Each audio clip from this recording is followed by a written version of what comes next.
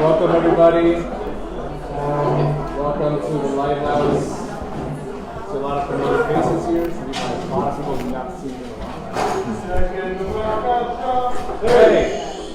I want to go over tonight's generous sponsors. Anonymous, in memory of Aaron Moshe Ben Tzvi. Brian Gollum, in honor of his father's yahrzeit tonight. Aryeh Yosef and Shmuel Yitzhak Zichrono Livracha, may his neshama have an aliyah. Mario Lichtenstein for the refuah of Ora Bat Moshe Rita and Esther, Yerachmiel Daniel Ben Tolobasha. Sarah Seagal, Sarah Bela Bat Mati should hear good news. Amen. Refuah Shlema for Mayor Simcha Ben Freda, Rila Nishma Shaul Ben Bahia. Amen. Rila Nishma Carmela Bat Mesuda Zichrono Livracha, Rila Nishma Ortega Bat Shmuel Menachem Zichrono Livracha. Anonymous for the refuah shlema of Yehuda Asher Ben Chaviva. Rachel Schiller for the refuah shlema of Shavtai Ben Mazal, so he should have a full recovery. Amen. Anonymous for Shalom Bayit, for this person and her husband that are constantly arguing for the most pettiest things, and we blow up especially for Shabbat. You should have Shalom Bayit. Morning, afternoon, guys. Good night, guys. We're in La La Land over here in Florida. So today's class also is put over the Sheva Vanava and World and Inner Peace. We have about 5 or 6 books we're going to be addressing tonight. Strongly recommended books. Never Get Angry Again, David Lieberman, phenomenal book. 13 Habits Mentally Strong People Don't Do. We're going to take a great book called Wisdom, and a few other books from the Baal Shem Tov, etc., on how to deal with difficult people and difficult relationships. Believe it or not, this is one of the toughest things, obviously, to deal with people and deal with difficult relationships. It's something, God willing, that thank God that I'm very familiar on, and I've had a lot of advice from Rab Nachman. You're going to have a whole different approach tonight, because sometimes we think we're the only ones going through this. I'm the only one with a dysfunctional family. I'm the only one going through this problem. I'm the only one. This is a very common thing that people say. I'm the only one going through this. How come I'm the only one? And you think the whole world is perfect. Rab Nachman tells us right away, get out of reality. Tells us the whole world is full of strife. Right away, he said this 250 years ago. Says the whole world, if you're Moroccan, Ashkenazi, one's a Cold War, one's a resent war. It doesn't matter what you are, who you are. The whole world is full of strife. There are conflicts between great powers. There's conflicts between different localities. There's feuds between your family. There's discord between neighbors. There's frictions between your household, between man and wife, between parents and children. Nobody is saved from this. I just want you to understand that you're perfectly normal. Don't think that something's wrong with you. Life is short. People die every day. The day passes, and it's never going to return again. The day passes, and it will never be returned again. And every day, the death comes closer. But people still fight and never remember their goal in life. Right away, Rab Nachman's telling you, yes, it's going to happen to you. You're going to go through this. You're going to have a dysfunctional family, dysfunctional parenting. Welcome. I mean, if you literally came up with a book that says, I had a tough childhood, people would laugh at you. Obviously. Okay, who didn't? But the whole point is, what Rab Nachman's telling us right away, before we get into the details, is don't spend all your energy on this. The days are going to pass. How much energy are we spending on these things all day long? How much toxic and all day long talking and absorbing and stealing energy, and you have nothing else to do but to talk about this. So Rab Nachman is giving us a major reality shock right away. Expect it. Don't make a big deal out of it. Everybody goes through this. Like a mask, you have to put it on. Everybody goes through. It's almost like you're going to have to go through this. And believe me, even if you want to become Switzerland and you want to hang out with goats in Switzerland, your mother-in-law is going to move in with you. You're not safe from this. That's what Rab Nachman's message is giving us a reality check. He's not telling you you didn't find the right therapist or you didn't this. Yes, sometimes it is a matter of therapy, but sometimes it's just a matter of you're going to have to shift your focus elsewhere. I think that's really the key to Rab Nachman. Don't major in minor things. This is a great line by Tony Robbins. Don't major in minor things. And you have to understand something. Everything needs energy to live. And then he says here, All strife is identical. The friction between one family is a counterpart between the wars of the nations. Each person in the household has a completely different world power personality. One guy's personality is anger, another personality doesn't talk to you, another one gives you emotional sabotage, another one resents you, another one screams at you. Everybody goes through this. And he tells us here, some want your anger, some want your blood, some want your money, whatever it is. You may wish to live in peace.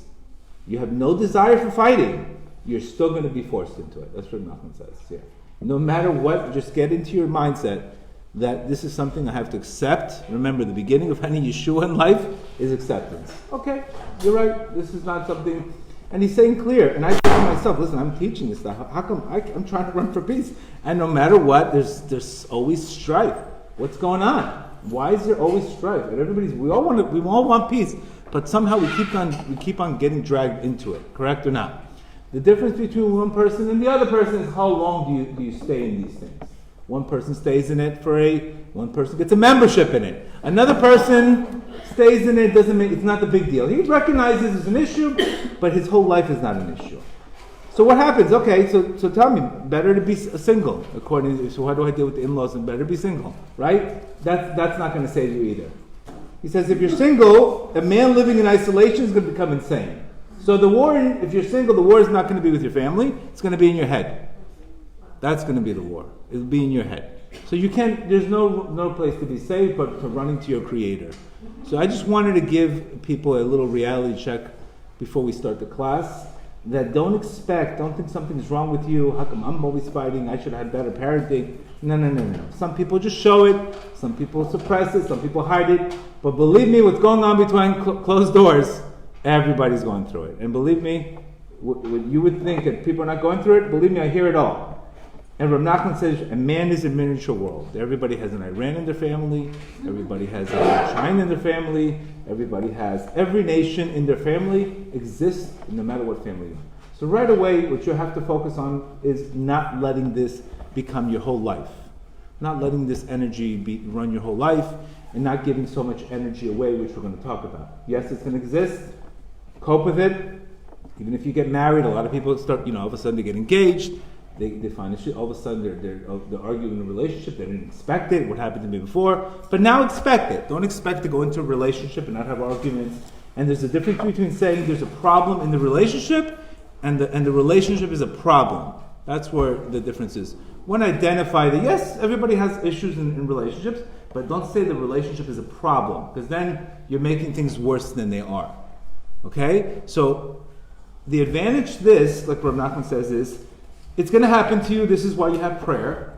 And the greatest thing about prayer and the greatest thing about mercy is we could choose people in our lives that if somehow we can be nice to them, we can be in heaven, they'll be nice to us. So that's the reward. When you have very difficult people in your life, it's a great chance for you to have mercy on them. And as you have mercy on them, heaven opens up gates for you. So there's a lot of positivity too. It's not just saying, why do I have to live like this? This is not fair.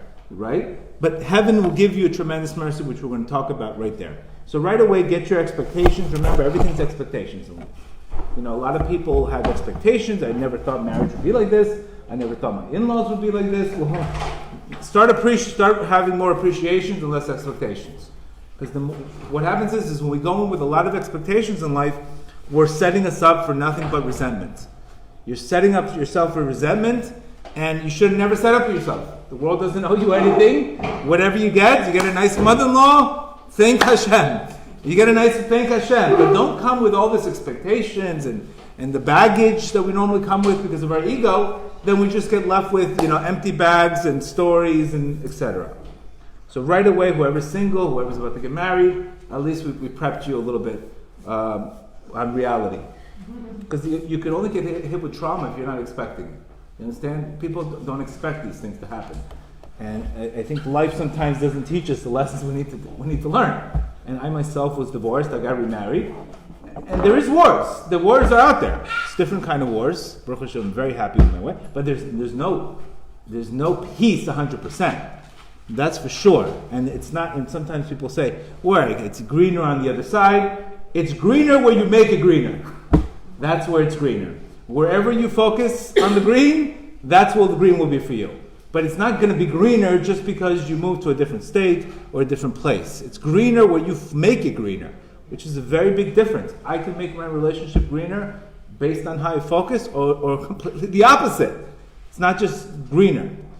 Then Reb Nachman says in Lesson 202, these are all very, very important concepts. Lesson 202, he says something absolutely very simple, but very, very deep. He says, the more limited a person's intellect, the more respect one needs to show him. This is because the more limited his intellect, the more he craves honor. Okay, so this issue here is a problem. So there's some people that crave a lot of honor. And no matter how much they respect, they never get respected. Right? There's people that always want more respect. What happens? They always say, I never get enough respect. Which is, the more respect you want from people, the less you're going to get respect from your Creator. So you need to understand that that's the concept of kavod. Kavod is always wanting to be right. So the more, for example, if a person's in a relationship, I want to be right, the more you want to be right, the more your Creator runs away from you. So there's a price for always wanting to be competitive and being right and being very strict. That's why our sages say we should always be flexible like a reed. Be very flexible. Be a flexible person. Because when you're a flexible person, you're showing you're not running after God, you're not running after honor.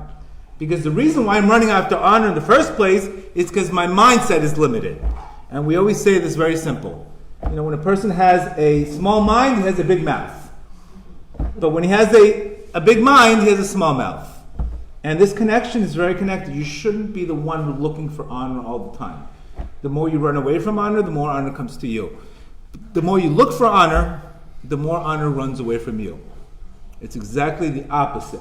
So sometimes we have to ask ourselves, what's the price for peace?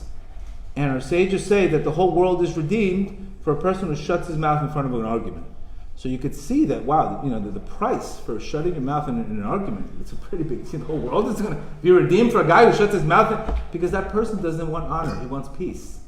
So a person who runs after peace, he gets godly honor. And what does godly honor mean? You get a lot of mercy. You get the right break when you need it. You get the right relationship when you need it. You need health, you get your prayers answered. It's a big deal. It's a big deal because I really need godly honor. I don't need validation from people. Do you understand? What's that going to do for me? So what happens if I go for a validation from people and they don't validate me? What happens? My life is miserable? But the more we run away from that, the more godly honor we get and the more recognition we get in heaven. And that's really what humility is all about. Humility is, I'm looking for godly honor. I'll seek for peace at any price. I would rather have peace. And for some of us, this is very different, very difficult. But to recognize that if we're struggling in an area, we need to understand, am I looking for too much respect and too much honor? If I'm trying to look for it too much, there's a good chance I'm not going to get it. There's a good chance I'm not going to get it. Opposite. I'm going to get the opposite. I'm going to get insulted.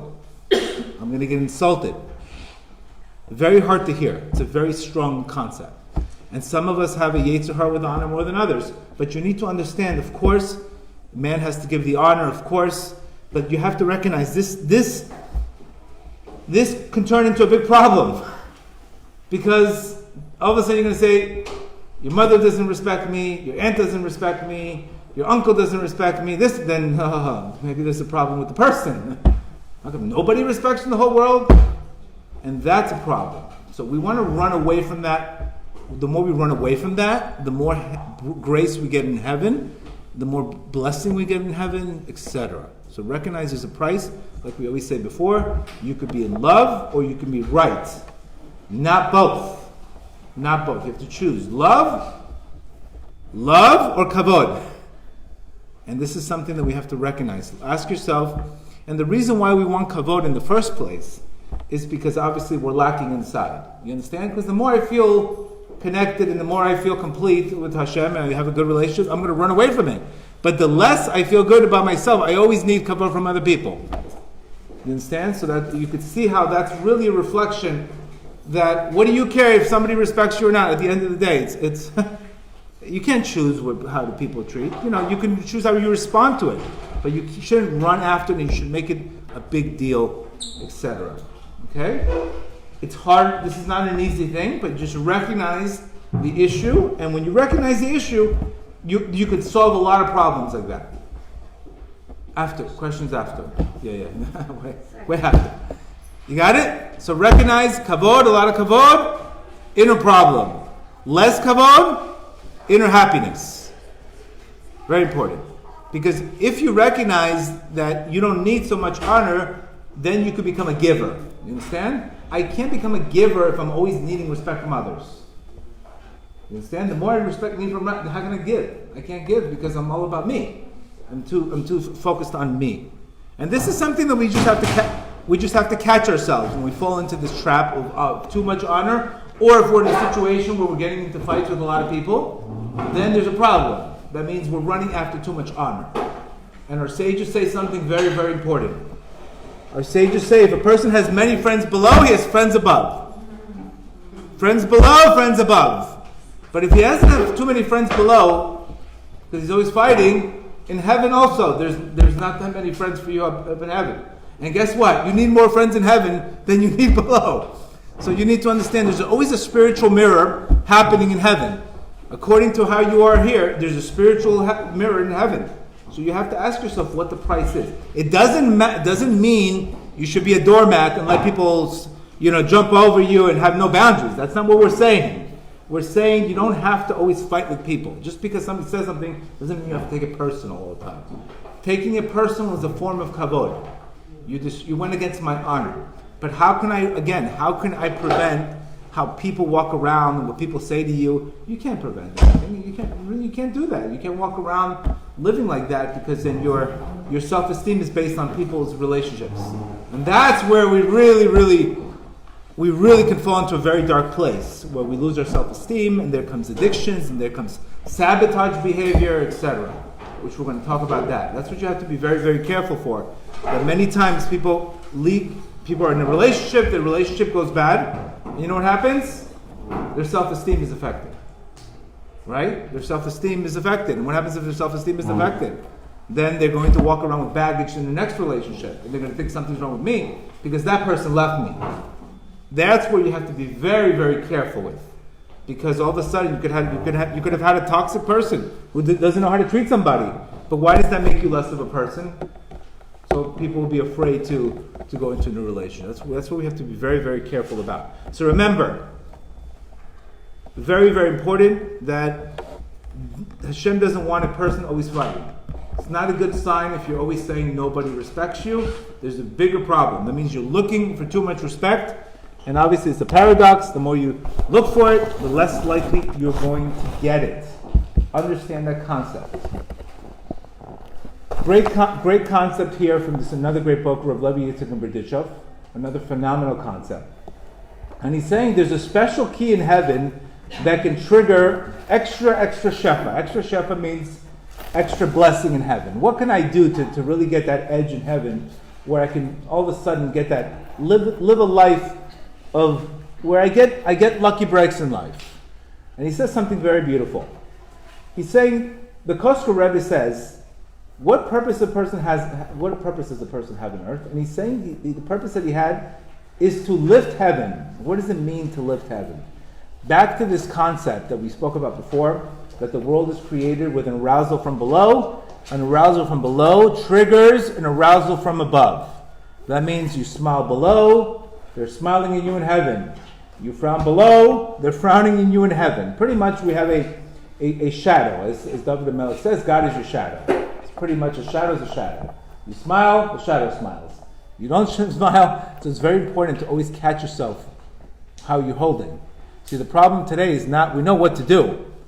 We know what to do, but the problem is lack of awareness.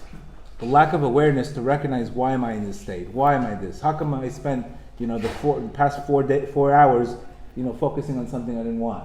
And we like we said today's class, that first something happens to us, then it becomes our mood, right? We get moody, and then that mood becomes our personality, and then our personality determines our personal reality. You get me? That's how it starts. First something happens to you, next thing you know, you just absorb negativity, then you get into a bad mood, and that bad mood becomes your personality. And all of a sudden when the guy says, oh, I have that personality, that's my personality, then I'm going to look at the world like that. And that's what Rav Nachman says. You're going to get, the thoughts you're going to get are based on your personality. A person who's very merciful looks at something and it gives a person the benefit of the doubt. But a person who's very angry is going to look at that same situation completely different. He's going to look for what? More gevura.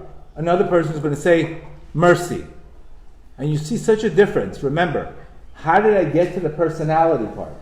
It's because I was not aware that my thinking led to my mood. And my bad mood became my personality. And that's a problem. Because when my personality becomes something, it's very hard to change your personality. Once a person, that's his personality. What happened to the guy? He just stopped thinking? That's practically what happens. Something happens in our life and we never change.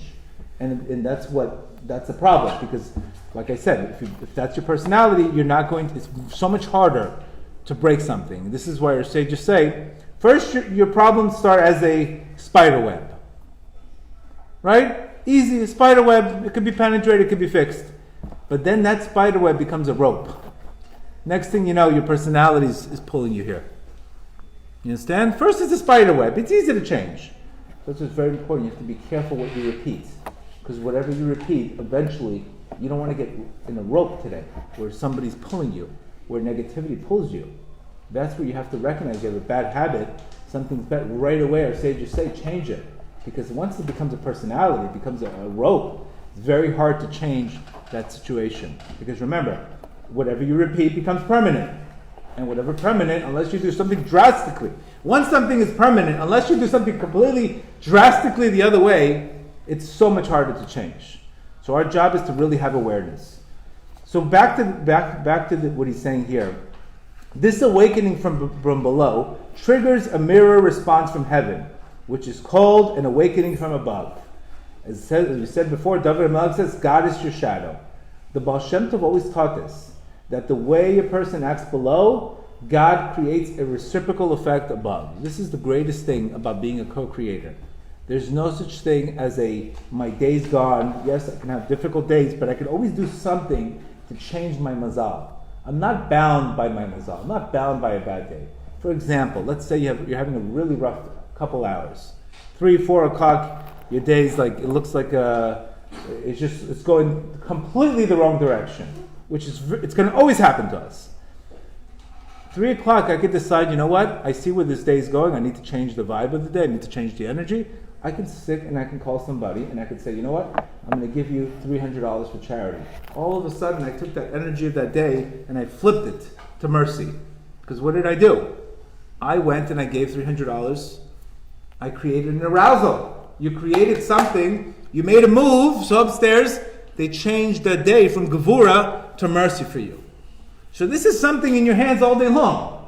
Sometimes, and it always happens to me all the time, when I'm in a really bad mood, when a bad state, all of a sudden, I'll get like 10 phone calls from people, organizations. I'm like, oh my God, now I don't want to talk to you or him, organization. But I said, this person's really coming to save me because he sees that I'm in a bad state.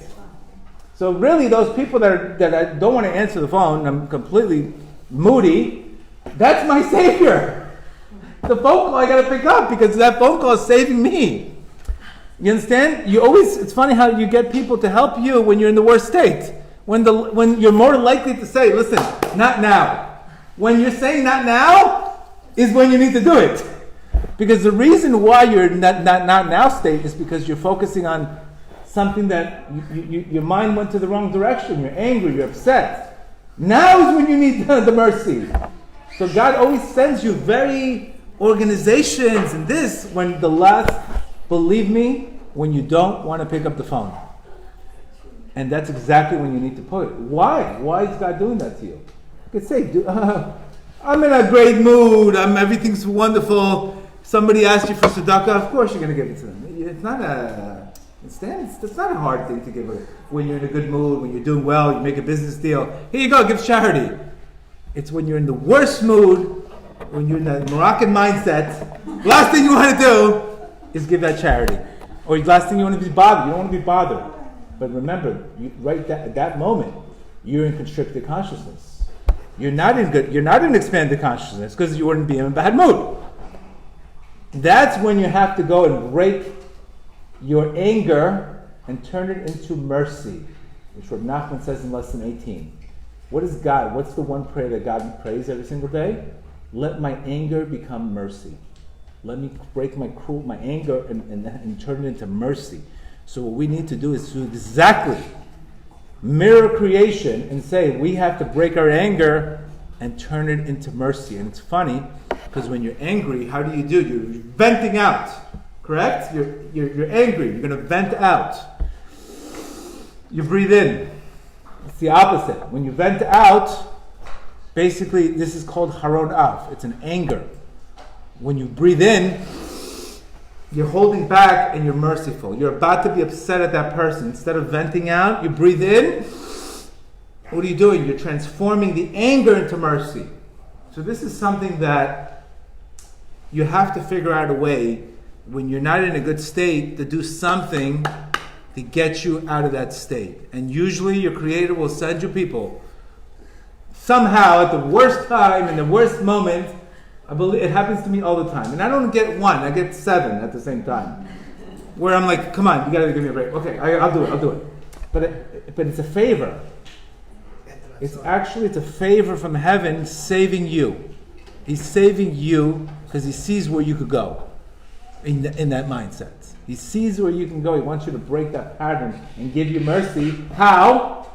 He can't just give it to you. You didn't earn it, right? He has to give you somebody to give it to them so you can get it. You see, your Creator is always helping you. But we don't see it when we're not in that good state. You understand? And it happens to me all the time. Sometimes people ask me for Shalom Bayit advice. I'm like, I don't even have Shalom Bayit myself. How can I give you advice?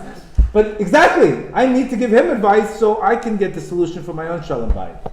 Which is, you would say, how could you give somebody advice, something that you're struggling with? It's exactly that. What you need is you need the mercy. You don't need the data, you need the mercy. So this always happens to us. So what you need to understand is, you have to be careful that your mood, all of a sudden you close your phone and those opportunities don't come, and then how are you going to get, it's like almost being upset at the Uber, shutting off your phone, and then waiting for the Uber to come. How are you going to help yourself? Who's going to pick you up if you have no phone? You understand? It's almost like savage. This is what we do. We shut the phone, the Uber's coming, where are you? I don't know. You shut the phone, or you can't shut the phone off when you're in the worst state. You can't do things to sabotage your success when you're in the worst state. And this is what happens when we say, this person made me angry, that person made me this person made me that, etc. Usually that's the time that we have to give mercy to that person. Easier said than done. I'm not telling you that this is easy. I'm giving you the information, and now you have to process the information. This is not an easy thing. This takes a lot of processing. Every idea that we get, that we're giving you, it's almost like a pregnancy. First, you have to take the idea, think about it. And then the idea becomes little by little internal into your mind. And then you give birth to the idea. People sometimes are very upset because they don't get the ideas right away. You're not going to get them right away. You get them, you understand the concepts, and then this is why we repeat a lot. Because we're reinforcing things over and over, because little by little that idea will become a concept, and then you can use that idea. Don't think you're going to get things right away like that. It's not. If it would be that easy, we would never have issues. So he's saying here, because we're making that lower arousal, this triggers a tremendous amount of shefa. He's saying here that every mitzvah triggers shefa from above, but there's one thing that causes a shefa to come out in greater quantities, causes blessing to come down to a person with a little bit more quantity than a normal thing. What is the big idea? What do I need to do to all of a sudden open up the keys in heaven? Believe me, we all need the keys in heaven. But there's one thing that causes a little bit of flow, a lot more flow. And that's called the 13 measures of Rachamim, the 13 attributes of mercy. What that means is, this is a concept called the Tomer Devorah. This concept is a concept that you are a very merciful person. You are a very easily forgiving person. You're patient with people. Not only do you forgive them, but you forget what they did. You let it go. When you start letting go down here, you know what happens in heaven? They start letting go of the constraints of the shefa, and they start pouring down the shefa to you. But this is not easy, because remember, who are you going against? You're going against your ultimate nature, is to want revenge, is to be right, which is all the object of the ego. The ego just wants to get even. The soul wants the shefa from above, but the ego wants to get even. And this is where, when a person starts transforming his self, our sages say that it's harder to change one personality, one trait of your personality, than to learn the whole Shas. You understand how hard that is? That you have a personality trait that's dominant. It's harder to change the personality of one evil trait, sages say, than to learn the whole Talmud, which takes 7 years. Just to show you how much the ego and the Yetzer Hara is ingrained in ourselves. Just to show you the battle that you have. This is not something that you're going to go, listen to a 2-minute YouTube video, how to change your personality. It's not that easy. You have to beg your creator. You have to nullify yourself. You have to surrender. You have to put yourself like I don't exist. I don't even know who that person is. You have to lose your own number to change your personality traits. Do you understand? You have to lose your identity. That's how you change you almost have to pretend that identity is holding everything on you. That's what Rav Nachman says. The only way to kill the negative midah that we all have is to literally surrender to that midah so much that you don't even exist. Like you don't even exist. Like somebody can insult you, you don't even exist. To get to that level, you have to do a lot of surrendering. But the reward for the surrendering is it removes all the shadows that are blocking the sun from giving you blessing. So there's a big blessing from this. That means the more you surrender, the more God's light comes to you. Surrendering is not a weakness, it's the biggest strength. Because when you surrender, you're getting rid of all the blockages and all the programs that are stopping the blessing from coming. That's what you're surrendering to. You're surrendering the slavery, being the slave of taking things personal. Imagine you walked around, you didn't take anything personal. How different your life would be. You'd be in another world. You would never give energy away. You would be accomplishing all the things. You write books. You would be, forget it. But because we're so prone to our personalities, this is what happens. But one of the ways to really transform that, Rav Nachman says, and the Baal Shem Tov says, and Rav Levi Yitzchak, is to connect yourself to the 13 attributes of mercy. That means every single situation that you look at is an opportunity for you to get mercy. Every difficult person, the more difficult they are, the more mercy you get. So the more difficult they are, the more merciful you get. The more mercy you get in that situation. So imagine forgiving somebody for really harming you. I never forgot, 7 years ago, I hired this couple with 5 kids, and I hired them, I gave them a job, I gave them parnasa, everything. Bought properties from them, super, super nice guy, and those people testified against me in my divorce case. Okay? Talk about the ultimate knife in the back, and I'm a Scorpio. Normally, if I wasn't religious, you wouldn't hear from them anymore. The ultimate mercy for you to do that to a Scorpio, forget not talking to you. I'm talking about killing the person. And you know what I said? I was learning the 13 meters of Rachamim. I really forgave him from my heart, and I got one of the biggest blessings in my life after that forgiveness. So that's when a person has to recognize what the rewards you get. You get a lot of rewards for this. It's very painful, but according to the pain is the reward. And people were telling me, you're crazy, how could you forgive them? Look what they did to you. What would another person say? Why would I give charity to these people anymore? You see, they're all phonies. You see, that's what the Yetzer Hara wants you to do. They're all phonies. You can't give them to them. What do you want me to do? Give it to the Save the Whales Foundation? What do you want me to give them money to? So I went against my nature. And because I went against my nature, I got a tremendous blessing. So you have to understand that this is something very, very, very, very close to you. That people in your life are there for you to get tremendous mercy. It's only the way you look at it. You can look at a situation like that, or you could look at a situation, how did I get this lemon in my life? There's 2 ways to look at the situation. One way is mercy. I'm not telling you to go look for toxic people. I'm not telling you to do this, but I'm telling you, if it happens to be there, you might as well make the best out of it. That's what I'm trying to tell you. And guess what? It's probably going to happen to you. So if it happens to you, make the best out of it. So talking about boundaries. Obviously, how do we deal with people who obviously there's too much, where the intensity is too much? So one of the issues that the people have with boundaries is sometimes we're trying to cure the person or having a relationship with the person, and instead of trying to cure the person, all you have to do is really maximize that relationship. Sometimes we go in to try to cure people. You're not always going to cure people, and you need to understand that. So sometimes we get into relationships, you have to put boundaries. Boundaries are very, very important. Boundaries, what it's called in Kabbalah, is called a tzimtzum. It's part of creation. A boundary is when there's too much light and you don't have that light for that situation. For example, let's say a guy comes, next thing you know, a guy comes from Uman, he's all excited about his spirituality. Next thing you know, he comes to his house and he says, you put on a wig, you don't dress anymore, don't go to the house anymore, stay here, stay. And he becomes a fanatic. Just because you have that light doesn't mean everybody else has that light.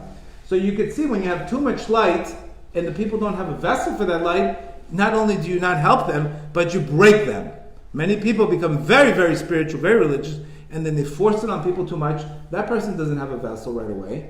And it's forced down, not only does it not help that person, but it breaks that person. And that whole situation ends up it breaks. The whole situation the intentions were good, but not the way it was done. So we have to have a lot of patience. Why you have to have boundaries is because our sages are interested in slow growth, not something drastic. We're not into this being a fanatic and pushing your thing on other people. You have to have a lot, specifically with your spouse, specifically with your family. 99%, nobody's going to listen to you. If you tell your wife to be more religious, they'll never listen to you. And the husband's not going to listen to her either. Or if you tell people don't normally listen. They prefer people instructing and demonstrating instead of instructing. So it's very, very careful that, you tell somebody, you should do this, you should be more happier. That's not obviously the way. So you can't one of the things that Rav Nachman says is you can't really instruct people, specifically your spouse, specifically criticism. You're not doing this enough, you're not doing that enough, you're not religious enough, you're not Jewish enough, and whatever it is. Not only does it not work, but it works against you. The way you do it, Rav Nachman refers it to called the voice. He says, focus more on praying for that person than actually telling that person anything. That means your 99% should be perspiration, praying, and 1% should be instruction. But today what happens? We do 99% instructing and 1% prayer. So what do you get? Nothing. You get terrible results, of course. Of course you get terrible results because the formula is up. So Rav Nachman says, focus on the voice. Voice. You need a voice. You need prayer. You need prayer. And don't instruct because people are very sensitive in how they're saying, and if you don't do it the right way, it can create a very, very, not only will you not help them, but you'll be the cause of them even doing worse in spirituality. And then you all of a sudden, the mitzvah becomes God forbid, a sin. So that's very, very important. If you see somebody that you're trying to help, more praying, sending them positive vibes than instructing. It doesn't work. Believe me, been there, done that. Or demonstrating how happy you are. For example, if you tell somebody, a spouse that doesn't keep Shabbat, and you're keeping Shabbat, you love it. So what is Shabbat doing? Making you happier, more calmer. But if you're using Shabbat to say, look, what do? You're going to turn on the TV in my face? It's not going to work. Because the whole point is spiritual people are supposed to enlighten people, not shove their righteousness in your face. And this is where if it's not done the right way, and if it's not done through prayer, or if it's not done through positivity, it can go backwards. This is a very constant message that Rav Nachman says, is focusing on the good points of a person, which is called a zamra. That's another tool he says. A zamra means I will focus on the good points. A zamra means a point. A zamra, I will sing with the good that he has. So let's say we have a very difficult person in our lives. We could do two things. We could focus on what's right, or we could focus on what's wrong. And wherever energy goes, that's usually what you're going to get. So this is why it's a very important message. When you're dealing with a very difficult person, you have an option to look at all the things that are wrong, or all the things that are right. And this is why it's very, very deep what he's saying here. That if I send this person a positive vibe, I could be the one in charge of him changing. Look what Rav says here. No, a person has to judge everybody favorably. Even somebody who's completely wicked. It is necessary to search with him and find the good in him, in that little good that he has. And by finding that good in him and judging him favorably, you elevate the guy. You elevate the guy. So imagine you come home, your spouse, etc., a difficult person in your life, and you start all of a sudden sending that guy positive or that girl positive vibes. They will feel exactly what you send them. We've seen definitely this on secular sources, but here's your source spiritually. The Torah is telling you, by me finding the good tov. This is what breast love is all about. Nekudot tovot. Nekudot tovot is finding the good points in yourself and finding the good points in people. Chabad is loving everybody. Breast love is loving the guy who bothers you. Loving the guy, finding the good in the guy who's in your face, who you don't want to deal with, when I can't love him. Finding the good points. I have to focus on the good points in every single person. And by me focusing on the good points in every single person, I can come and bring him to elevation. And he says this is exactly what we do when we make music. What do you do when you make music? You're taking the good point, extracting the good note from the bad note. You're elevating the notes. A musician takes the good from the bad. He elevates the notes. He extracts. It's the same thing you have to do with the people. You have to look at that person and you have to extract the good in them. Obviously, in order to do this, you have to find the good points in yourself. Because if I don't find the good point in myself, how can I love you? If I don't love me, I can't love you. So this is a Zamra concept.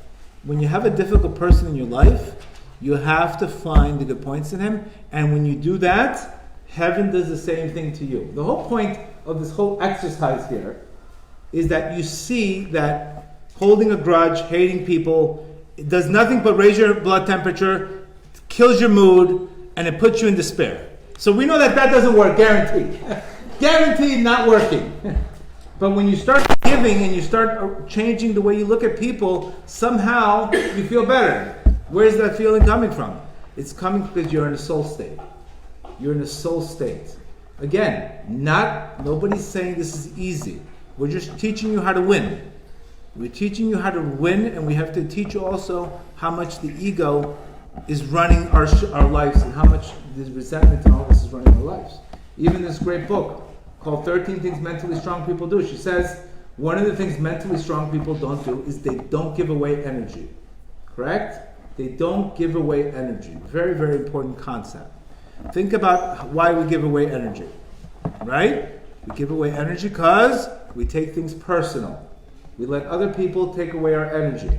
Correct? She drained me. She made me angry. She took everything from me. My husband ruined my life. My daughter ruined my life. It's not possible. You understand how to do this? Unless you take it personal. And the way somebody treats you is the way they feel about themselves. Just like somebody outside here will come and scream at you, you would say, somebody's screaming, I don't know who the guy is. Your uncle could scream at you, you should say the same thing. Somebody's screaming, but because it's your uncle, we take it personal. You get me? But it's still somebody screaming at you. What does that have to do with me? What does that have to do with me? Nothing. So, your Creator rewards you for being humble. Humble means if that person has the audacity to yell at me, I have to give him mercy because something's wrong with him. Why would somebody come and scream at you? He needs a refuah shalema, not you. The guy screaming needs a refuah shalema. You understand? That's the guy that needs a refuah shalema. When you get into the superhuman state, not only do you not give away energy, but you pray for the person who insulted you. You imagine the energy level you could be at. But first you have to notice that if somebody treats you terrible, it's because they themselves are hurt or they themselves are in a terrible position. Just like when we don't treat people nicely, it's because something's bothering us. Right? We don't just randomly go treat people terrible for no reason. We do that because we're holding on to stress to something else. Something else is bothering us and we're just lashing it out at that person. We did absolutely nothing. Just like the girl who comes home, she doesn't get into her college, she throws the thing at the dog. What did the dog do to the kid? The dog didn't even speak to her, but she throws the stick at the dog. Was the dog going to go take it personal? No, she threw it because she doesn't feel good. It's almost like the same thing. When you start noticing that, your relationships change. because you'll be able to say, this has nothing to do with my self-esteem. And it's very, very difficult, because what happens is, sometimes life is going to show you the same lesson over and over again. And you're going to say, why would God do this to me? Why would God keep on showing me the same lesson over and over again? And it would appear that it would be a form of cruelty. Why would a creator of the world keep on doing this to me? Why would he put me in such a position all the time where I keep on getting in pain? It's because this is what you're holding inside. And and this is what you're showing to the world. But he wants you to work on your self-esteem. Because he recognizes that your self-esteem comes from greatness. It comes from your creator. So when you're not living in trust and you're living in fear, then what happens? People have that ability to God forbid, abuse you and take your energy and put you in situations. So really, you're not living up to your potential. So your creator will do whatever he can to get you to go back to your co-creator, creator. This is exactly how come we keep on getting the same lessons over and over and over, and they keep on getting repeated and repeated, and it would appear like, oh my God, where in the world is God? Where in the world is God? How could this constantly happening to me? It's because he wants you to change. If something wasn't so obvious, you wouldn't recognize it. So it has to be so obvious in your face, the same thing happening 3 times, 4 times to you, in the same relationship, so you get so much sense, you know what? It happened already 4 times. Maybe it's not outside, maybe it's something that I'm inside. And it appears to be cruelty, and it appears to be your creator's forgotten about you, and how will you do this to you? But it's opposite. It's actually love. It's actually love because he wants you to become the best version of you. And when you're not the best version of you, he purposely makes you fall. This is what we spoke about today. When a person is living a mediocre life, and he's living in a life where he's not really making any splash in heaven, he's living a mediocre life, your creator will purposely make you fall, so you rise with a brand new attitude, and you become a brand new person. You could say this is an addiction today. You could say this is a midlife crisis today. You could say this is a traumatic episode. It's so much craziness that it forces you to completely change everything where before you would have never changed it if it wasn't for this crazy situation in your life. But really, it happens to be mercy. But if we don't see it that way, then we become, unfortunately, not only do we not get that lesson, but the lesson keeps on happening over and over and over again. Where this seems always is obviously with self-esteem.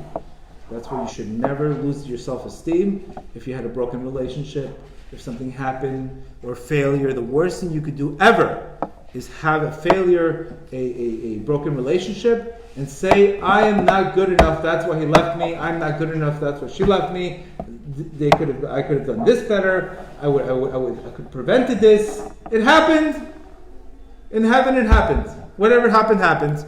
Your job is not to focus on the mud. Your focus is to change it and grow from it.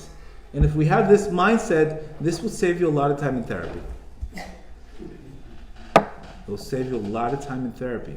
Because your creator is showing you always, over and over and over again. Before I started public speaking, I had to work on taking things personal for 4 years. 4 years I had to work on this. Because I said, imagine me public speaking, and next thing you know, I start worrying about what people say about me. I'm done. There's no more speaking. All one person has to say is, I don't like your classes, I'm not doing it anymore. You understand? I would be done. So I got that lesson over and over and over again. Over and over again, because my creator wanted me to set me up for something bigger. And this is pretty much the same exact thing in your lives. One lesson is going to be patience. You have no patience. So you keep on trying to take something before the right time. What happens? It keeps on failing. Another person could be, unfortunately, not getting up fast enough after failure. Not being resilient enough. He's going to teach you over and over that same lesson over and over. And the worst thing you could do, again, is blame somebody else for that. Because blaming is the number one way to stay in a problem. If You want a segula. Everybody loves segulot, right? Everybody loves lucky segulot. That's the number one segula. Blame somebody. It's the number one way to continue to be in the misery. That's a guaranteed segula. Everybody loves the lucky charms, the red eyes, the chamsa. This is a guaranteed segula the other way to stay in a problem. Is to blame a person for that issue. Is to recognize that issue, because Hashem has to pick people. He's not going to pick angels to do it to you. Okay, he has to pick people. Because you don't talk to angels, you talk to people. So those people become the sticks, and the sticks, and the sticks, and the sticks. So you have to understand something. If you're getting the same issue, if you're attracting the same kind of people, if this keeps on happening again, please stop. Rewind. Watch the game film. Okay, I see. When I become too codependent, my relationships break. Why am I so codependent? Maybe I feel I'm not pretty enough. Maybe I feel like I'm going to get abandoned. And every time I feel like I'm getting abandoned, people split up. So maybe I have an abandonment issue. So go work on that. You understand? And because that's always going to happen, and that's what a lot of trauma is about. Or if it's something where you're afraid that imagine you go on a date, and next thing you know, the person doesn't answer back in 10 minutes. You're in the worst mood. That's a problem. If somebody's not answering your phone call in 10 minutes, and that destroys your 20 minutes of peace, and you get into an anxiety attack over a 20-minute phone call, we have deep therapy we need to work on. God forbid the guy's battery could die. God forbid, he loses his phone. Where are you going to be? Now, you're going to have an anxiety attack because he loses his phone? But this is the problem. This shows you. These are the triggers showing you got a problem. You got a problem. God forbid the guy not lose his phone. And I learned this one time. And I'll tell you where I learned this lesson one time. Many years ago, I was in a very, very, very difficult stage in my life. And I went after segulot finding. I had no faith. So I said, I don't have faith, but you know what? I can get the right rabbi to give me the right kamiyah. And if I get the right kamiyah, my problems are over. So all of a sudden, I go to Israel, to all these caves and these mikubalim, and one mikubal here, and another mikubal here, and everybody's got something greater than greater. So I finally met one guy for $5,000. He guaranteed me that he would give me a kamiyah, that I would be successful in everything. So then I said to myself, what happens if I lose this kamiyah? What am I going to do? How are you going to FedEx it to me? Where am I going to go? I started panicking. What am I going to walk around with no kamiyah? And my life is over. Then I said, this is where my lack of faith. Back then I had no faith. So what happens when you have no faith? You'll find all these, unfortunately, there's tricksters, rabbis, that see fear and they gobble you up. And they'll sell you anything. They'll sell you anything for whatever you want. Because your fear attracted these people, and this is what they did to you. Because if you would have had trust, you would have said, I'm not going to go buy some kamiyah from a guy in a cave for $5,000. And next thing you know, I lose it. What am I? I'm done? That's it? Or I go to the bad? Who knows? I go to the heat game, I lose it, I'm done? My whole life is done because of this guy's kamiyah? So it goes to show you the darkness where we could go and end up. When you we don't fix that problem. That problem had nothing to do with kamiyahs. It had to do with I had no faith. I had no faith, so I attracted the wrong types of rabbis to take advantage of me. And this is a lesson that I had to learn. And what happens? They kept on doing it, because I fell into that fear. So we need to understand that. We all have a deep-rooted issue that keeps on happening over and over. It's just to get your attention. It's to get your attention. All of a sudden, you get a speeding ticket. Okay, no problem. Another lesson I got. Another speeding ticket. Next thing you know, okay, you're in driving school, spending 4 hours a night taking driving school. That'll get your attention. Speeding ticket you can buy, but 4 hours of driving school, that's getting your attention. And this is why it has to happen to us. So this is really how you fix relationships, where you get to the root cause of what's happening in that relationship. Maybe I need too much respect in that relationship, and it keeps on, I'm never getting enough. Maybe you're looking for too much. Love yourself more, you won't need it as much. Maybe that's the issue. Or maybe the issue is you have no love for yourself and you just treat people with anger. Every little thing bothers you. That means your perspective is off. People are always bothering me, or people are always making me angry. So what does that teach you? Your perspective is completely off. Every little thing that bothers you think you're going to live forever? No, you're not going to live forever. So your perspective is off. So we have to always try to get that lesson that this is why all this pain happens to us. But it's not pain, it's mercy. And when you see that, you'll be able to not only fix it, but transform these relationships. Like we always said before, when you change your relationship with your Creator, your Creator changes all your other relationships. Your other relationships change.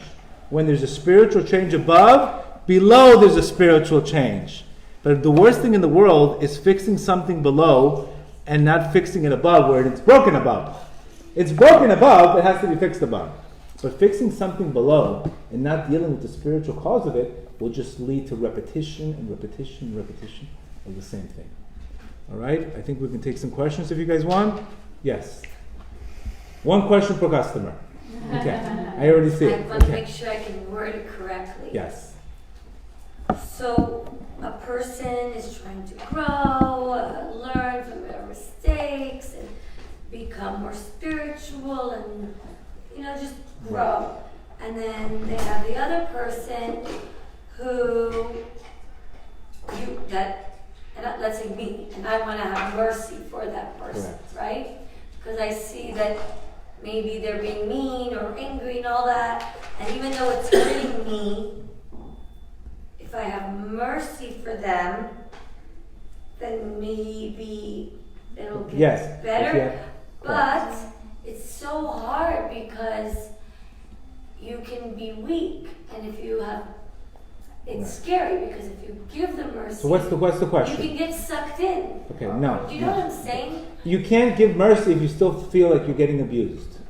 You have to if you still think I'm abused, and you can't give the person mercy because you don't believe in what you're doing. You can only get to that point when you say, I'm not abused, I'm not a victim. I see why this person treated me this way. They treated me this way because that person has no emotional intelligence. I tried to have a relationship with somebody, I couldn't. I tried to cure him, I couldn't cure him. I'm going to put boundaries and give him mercy as a sick person.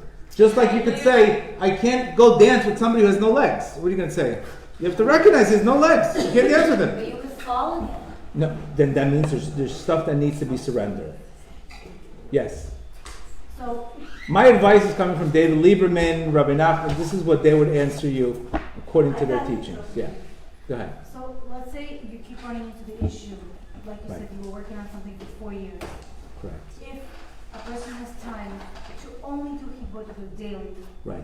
is that sufficient to overcome that issue, or there has to be something extra? Absolutely. His Bodhidu daily. If you have a set time to pray about this issue, what happens when you do his Bodhidu constantly? God sees the effort you're putting into this situation. You're recognizing this is a spiritual issue, and what he's going to do is he's going to change your consciousness. God changes your brain when you pray. Believe it or not. That means after a good prayer, you'll be able to look at that same situation with a different perspective. It's exactly what that Even is. if it repeats yearly. It doesn't matter. It's not what you say. It's because when you get to a good state in his Bodhidu, God will give you the words of what to say. It's a concept of Ruach HaKodesh. But because you're recognizing this is a spiritual issue, this is not just... The worst is to spend 99% on the psychologist and not deal with any spiritual issue. That's a dead end. That's a dead end because he's going to tell you this is why you feel, because your mother like this, etc. It's going to be over and over. There has to be the psychology to identify, they'll help you identify the issue. Now you have to pray to transform yourself in that issue. Instead, you need the therapist to identify the issue to help you get through it. But then, if you just focus on that without the spirituality of transforming, then that's a problem. You understand? It has to be a combination of both, not just one. Yes? In the beginning you were saying like you should choose love over respect. But I feel like a lot of what we learn like about love is respect. So how would you define? Right, but sometimes that person, again, you're gonna meet people that are gonna make a mistake. Your spouse is gonna make a mistake one day. He's gonna say something in the wrong time. So you could say he didn't respect me, but he respected you 99% of the time. So you could choose at that time he wasn't in a good state. That's why he said something to me, and not take it worse than it is. Instead of saying you never respect me. What happens is when we don't get respected, this triggers 9 other times when we didn't get respected. Right. So then we start doing, you testify on January 2nd that you didn't respect me. And January 7th, next thing you know, it's one line becomes manslaughter, 3rd-degree murder, 20 years in jail. So we have to diffuse the Yetzer Hara and recognize, yes, he didn't respect you, he made a mistake. But it doesn't mean he's abusive. He said one comment to you. Not abuse it because he said one comment to you. You understand? We want to try to diffuse it and not take one incident, blow it up, and say, this is who you are, which happens a lot. When we're upset, we take one thing, we really enhance it, and then we go for the kill. We can't do that. You have to show mercy, made a mistake, overwhelmed, etc. Yes? What's the best way to show mercy? But to show mercy is to show that the reason why somebody's hurt is because that person doesn't feel good about himself. My mood is a shadow of my self-esteem. If I'm angry, it's because something's bothering me, that I don't know how to deal with it. So what am I going to do? I'm just going to displace my energy to somebody else. So the fact that somebody's yelling at you, and we see this all the time in our detox, people are yelling at each other all the time. Why? Because they've been using drugs and bottling their headaches, and next thing you know, one person makes one mistake, all of a sudden that becomes the trigger for all the things already they're holding inside. So what is it? The cup really did that much to you? It's no, you triggered what I already feel inside. So what happens is people are just triggering you what you already feel inside. How you feel inside is what's triggering you. Obviously you could see what happened this year. One little thing, everybody was all those emotions in the quarantine. Next thing you know, one thing goes and the whole world is a zoo. So exactly, people are holding all the stuff inside. Yes? You said you should surrender to Amidah. Now, when I heard that, I kind of was like, well, you're saying you indulge in it, or you completely allow, disavow to not have control over you. So what do you mean to surrender to Amidah? Good. You surrender is you notice that the midah that you have, it could be anger, for example, and you surrender to recognize anger as an aspect of trying to control things, right? We get angry when we can't control things. So you have to ask Hashem to give up control, give up your sense of always wanting to control, and surrender to His control. So you basically take whatever midah is, and dissect it, and get to the root cause of it. For example, it could be controlling others, right? Always wanting to control others, or being super perfectionist, which is what's the root of the problem is fear, and working on false fears, and working on, instead of false fears, going into trust. Dissecting the midah and asking Hashem to help you nullify that midah. You understand? Like bittul. Bittul means cancel. To surrender, to cancel out that situation. Cancel yourself out. Because that is usually the shadow. The more I am in, the more shadows I have, the more these midot, the less likely I can have light come into my life. You understand? And we all have them. Which either anger, grief, being stuck in the past, not letting go. Some people are very resilient, some people are not. And they can't let go of the past. No matter what. They just can't let go of the past. So you have to ask Hashem to accept, pray for acceptance, which is emunah. Faith is acceptance. So identify the midah, and then you have to, like Rabbi Rush says, talk to God 20 minutes, 30 minutes on that midah. Until you get to another midah. Yes. Yes. Me? Yes, go ahead. All right. What does chatan mean in Hebrew? What is it, what? Chatan. Chata? Chatan. The groom. What does kala mean? Bride. What does ish mean? Man. So why did you say man and wife? I just wanted to know. Huh. Fantastic lesson, by the way. Okay. I don't know. I don't recall saying that. Man, wife? He said man and wife beginning of the lesson instead of Husband? Okay. A little typo. Next question. Next question. Yes? Where do you draw the boundary between mercy and being a doormat? Right. Very good. When you could say no without a problem. Where you could say no without a problem. Mercy, remember, again, what we're trying to do is we have to recognize the main thing is not to be upset, not to give your energy, or not to put yourself in a situation where saying, I'm always getting abused. That's what we're trying to avoid. Because this mindset keeps you in mochem katnut. What that does, mochem katnut, is once you start feeling like that, there's a very good likely chance that you're not going to get the right job. You're always going to feel that way. And you're going to walk around and you're going to project that image to the world. So what the danger is mochem katnut. God forbid depression. God forbid sadness. And it could lead you to addictions. It could lead you to a very, very state. That's what we're trying to worry about. Now, I could be brokenhearted that I'm in a relationship that looks like Gaza. I could say I have Hashem. I'm brokenhearted. I don't know what to do. I'm trying to make her happy. She's not happy. He's not happy. Help me. That's different. That means you're praying out of a strategy, out of a broken heart. Help me. You're asking for help. You're not asking why me. You don't want to get into the why me concept. You want to get into the what's next. But there's situations where Hashem will take your spouse, he'll make them against you. So he wants you to cry out in heaven and see what you really got. Don't worry, you married? No. You'll get there, don't worry. I'll give you a good field to start crying. Yes?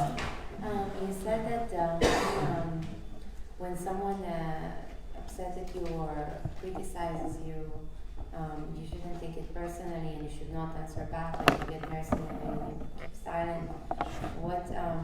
What if the things they say are not, it's their perception and perspective, and you want to explain who you are and like express yourself? Like, Correct. and you don't want to keep quiet. Right. Well, sometimes you can't, listen, I mean, obviously you saw what's happening. You saw what happened this year politically. You people, nobody had a conversation. Everybody's yelling at each other. You understand? Because they couldn't understand people's perspective because they were so one-sided. So also, when people are so one-sided one way or another, you can't talk to them. There's no room because they already have a set way. You understand? So sometimes the best idea is to walk away and say, it's not for me. It's not for me. You can't help somebody who doesn't want help.